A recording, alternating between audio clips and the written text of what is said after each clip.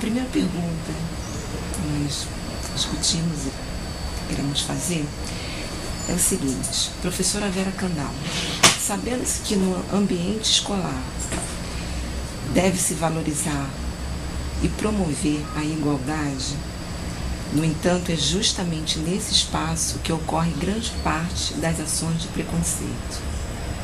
Qual é a sua opinião sobre isso? Primeiro, eu gostaria de dizer que no espaço escolar se tem de promover a igualdade e a diferença, reconhecer as diferenças. Muitas vezes, no espaço escolar, a igualdade é vista como homogeneização ou padronização. É bastante comum a gente perguntar ao professor: como é que você lida com as diferenças? Ele disse: aqui não, a gente não tem esse problema, aqui a gente trata todo mundo igual.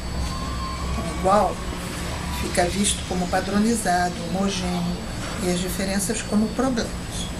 Eu acho que hoje a escola, como a sociedade, porque a escola não é um gueto, está desafiada a construir a igualdade na diferença. A questão dos preconceitos, preconceito é, como o próprio nome diz, é uma pré-concepção. Eu olho para determinados sujeitos e já tenho uma determinada expectativa mesmo antes dele abrir a boca, ou pela sua situação de classe social, ou pela sua situação racial, ou pela sua situação de gênero. Ontem, por exemplo, que eu não tem nada a ver com a escola, eu vinha num carro, a gente voltava para casa na estrada e de repente um carro fez uma barbeiragem, em seguida as pessoas dizem: deve ser uma mulher que está dirigindo. A gente foi ver, não era uma mulher, mas o preconceito diz que quem age dessa maneira deve ser mulher que barbeira, não sabe conduzir.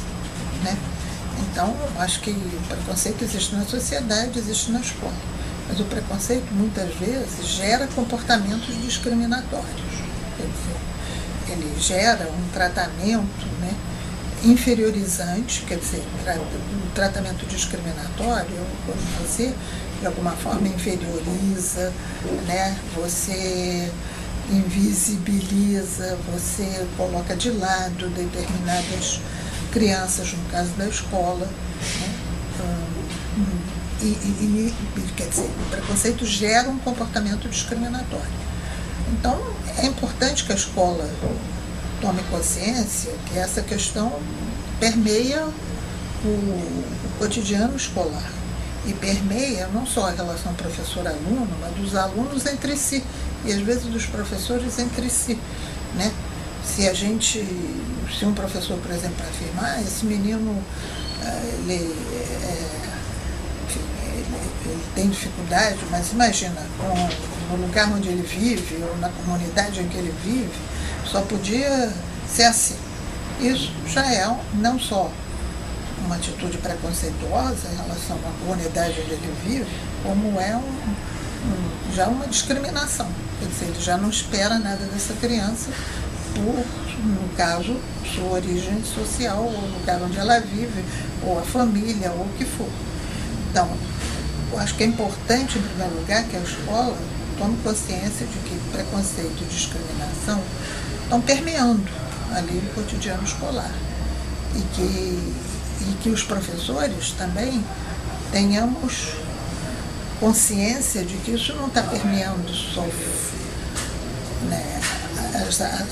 as relações sociais nas quais eu não estou implicado. Nós todos temos introjetado atitudes preconceituosas que geram comportamentos discriminatórios. Então isso também é importante, porque na medida que a gente toma consciência que isso opera na gente, a gente tem mais possibilidade de lidar de outra maneira.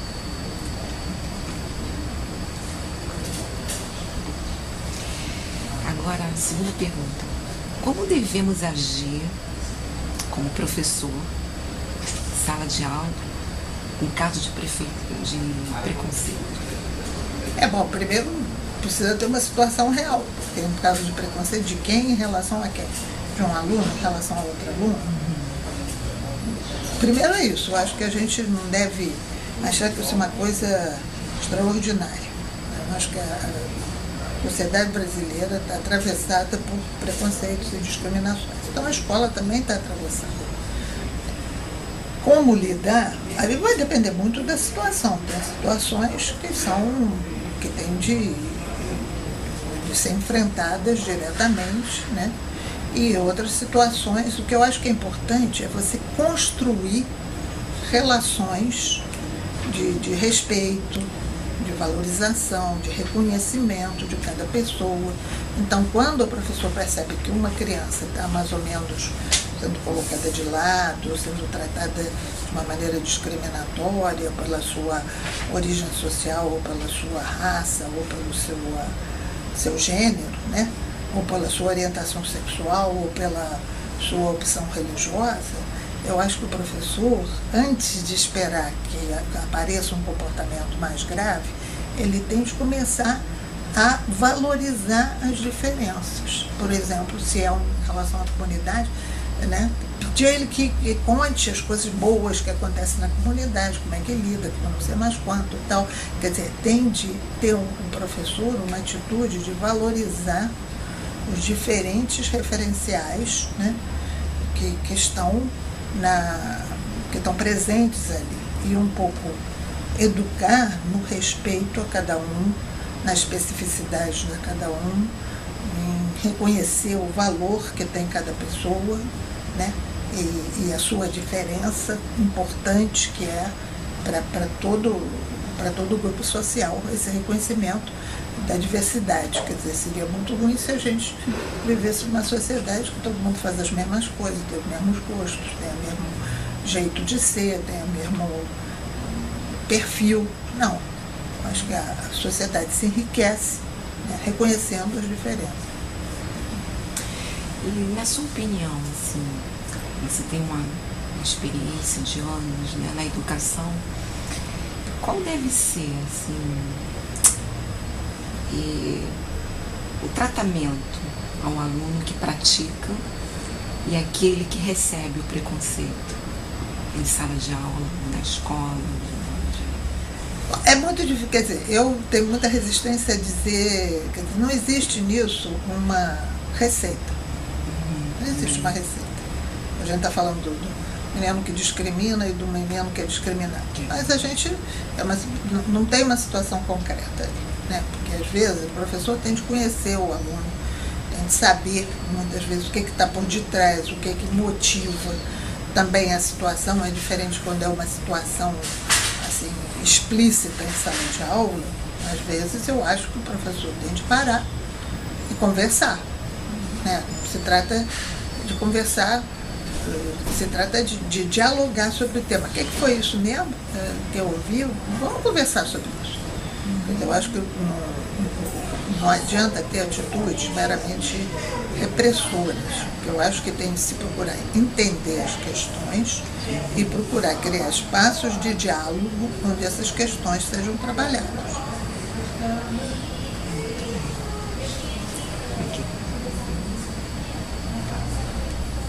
Quer dizer, o fundamental, né, eu trabalho muito com educação e direitos humanos, é você criar ambientes educativos onde cada vez mais esse reconhecimento, esse respeito mútuo, essa valorização de cada um sejam continuamente trabalhados, não só quando ocorre uma questão, mas quando ocorre uma questão concreta, se a questão é pública, todo mundo ouviu, todo mundo viu, eu acho que ela também deve ser trabalhada publicamente.